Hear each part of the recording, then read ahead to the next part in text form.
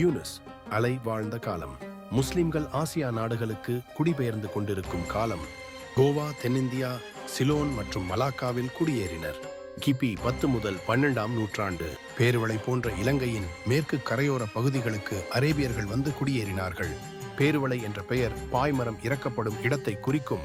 இது சோமாலி ஷேக் யூஸ் பின் அஹ்மத் அல் கவுனியால் நிறுவப்பட்ட தீவின் முதல் முஸ்லிம் குடியேற்றமாகும். கிபி 14ஆம் நூற்றாண்டு. முதலாம் புவனேக பாகுவின் மகன் வத்திமி ராஜா ஒரு முஸ்லிம் ஆட்சியாளராக குருநாகலில் சிறிது காலம் ஆட்சி செய்தார். அவர் பேருவளையைச் சேர்ந்த தலைவர் ஒருவரின் மகளான ஒரு முஸ்லிம் பெண்ணை மணந்தார். அரேபிய பயணி இப்னு பதூதாவின் வருகை. அரேபிய பயணி இபின் பதூதாவால் முதலில் சந்தித்த அரசர் வத்திமி ராஜா ஆவார். அதே சமயம் வாத்திமி ராஜாவின் மகன் 2ஆம் பராக்கிரம பாகு ஒரு முஸ்லிமாக இருந்தார். அதே நேரத்தில் அல்கேஸ்வர மன்னர்களின் பரம்பரை 1410இல் முடிவுக்கு வந்தது. இவ்விடயம் அப்படி இருக்க, செரண்டிப் தீவு என அன்று அழைக்கப்பட்ட நாடான தீவுக்கு வந்து வர்த்தகம் செய்து வந்த ஹாஷிமைட் வம்சாவளியைச் சேர்ந்த அரேபிய வர்த்தகர்கள், ஏமன் வர்த்தகர்கள் மற்றும் மொராக்கோ மற்றும் வட ஆப்பிரிக்காவின் பெர்பர்களின் வம்சாவளியைச் சேர்ந்தவர்கள் என்று வரலாறுகள் கூறுகின்றன. முதல் இலங்கை முஸ்லிம் குடியேற்றம் மேற்கு இலங்கையில் ஒரு துறைமுக குடியேற்றத்தில் இருந்தது.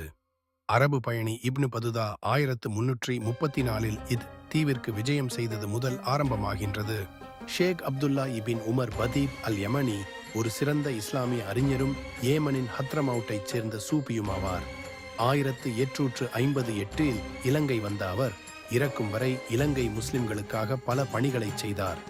19ஆம் நூற்றாண்டில் இலங்கை முஸ்லிம் தலைவர்கள் மற்றும் சீர்திருத்தவாதிகள் மத்தியில் குறிப்பிடத்தக்க நபர்களில் ஒருவராக ஷேக் உமர் பதீப் இருந்தார். MC உடன் இணைந்து இலங்கை முஸ்லிம் கல்விக்கு கணிசமான பங்களிப்பை வழங்கினார். சித்தி லெப்பே மற்றும் ஓராபி பாஷா. ஷேக் உமர் பதீப் ஆன்மீக வழிகாட்டுதலையும் வழங்கினார். இவர் சூஃபி ஷேக் மற்றும் காதிரியதுல் பதீபியா சூஃபி ஒழுங்கின் நிறுவனர் ஆவார். பாய்மரத்தோணிக்கும் எம்மூருக்கும் ஓர் தொடர்புண்டு. நான் மேலே குறிப்பிட்ட பாய்மரத் தோணிக்கும் எம்மூருக்குமான தொடர்பு இங்கிருந்துதான் ஆரம்பமாகின்றது. சம்சுதீன் கொமிஸ்தார் எனும் இவர் யமன் பரம்பரையை சேர்ந்தவர்.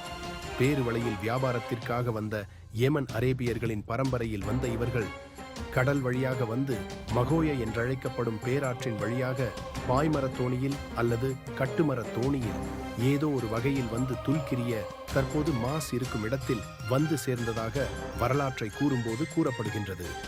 அக்காலத்தில் பாதை வழியாக வர வழியில்லை என்பதால் 6 வழியாக வந்திருக்கலாம் என நம்பப்படுகின்றது. எம்மூர் மக்களின் பேச்சு வழக்கும் பேருவளையின் பேச்சு வழக்கும் ஒத்துப்போவதாலும் எம்மூர் மக்களிடம் காணப்படும் பழக்கமான ஊர் சுற்றும் பொழுதுபோக்கு என்பவை சில சமயம் நாம் யமன் நாட்டு பரம்பரை என்பதற்கான ஒரு மறைமுக ஆதாரமாக இருக்கலாம் என நம்பப்படுகின்றது. தற்போது மாஸ் பியூஸ் ஹோல்ட் இருக்கும் இடத்தில் இம்மூவரில் ஒருவரின் அடக்கஸ்தலம் அமைந்திருப்பதாக வரலாறு கூறுகின்றது. உஸ்மான் மரிக்கார் என்பவர் வாழ்ந்த இடமாக கூறப்படுவது தற்போது ஹாரிஸ் அவர்களின் கடை அமைந்திருக்கும் இடமாகும்.